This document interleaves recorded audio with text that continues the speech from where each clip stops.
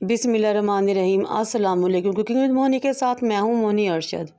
अल्लाह ताला आप सबका हामी नासिर हो। आज मैं आपके लिए बहुत ही टेस्टी, मज़ेदार और इजी और क्विक रेसिपी लेकर आई हूँ। जब भी आपके घर मेहमान आए तो झटपट आधे घंटे में ये रेसिपी आप रेडी कर सकते हैं और मेहमानों को खुश कर सकते हैं। आप कोई सी भी ब्रेड ले सकते हैं। मेरे पास स्मॉल साइज़ ब्रेड थी जिसको मैंने काउंटर पे रखा और फिर मैंने कुकी कटर लिया।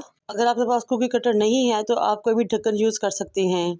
ब्रेड के स्लाइस में से गोल गोल टुकड़े ब्रेड के निकाल लें।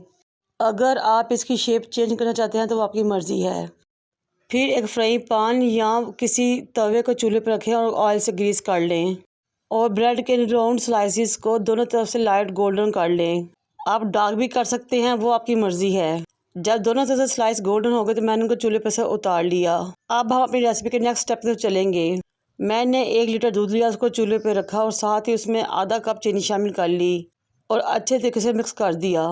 याद है कि नीचे फ्लेम मीडियम टू लो रहेगी। फिर मैंने 2 टेबलस्पून भर के इसमें ड्राई मिल्क पाउडर के शामिल किए और उसको भी अच्छे तरीके से मिक्स कर दिया।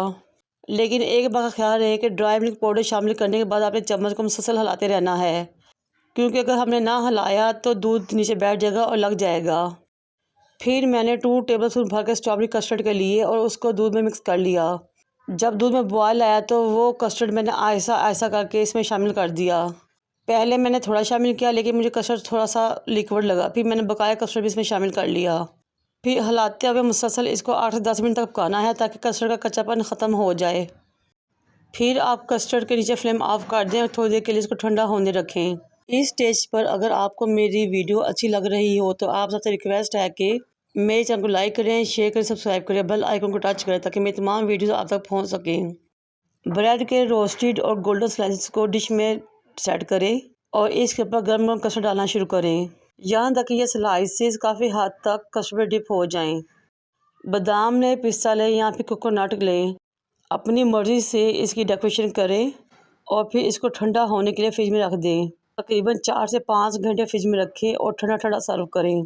यकीन करें मज़ा आ जाएगा और दिल तक ठंडक पहुंचेगी। अगर आप मेरी तमाम टिप्स और ट्रिक्स को फॉलो करेंगे तो यकीन करें बहुत ही मज़ेदार आपकी ये रेसिपी रेडी होगी।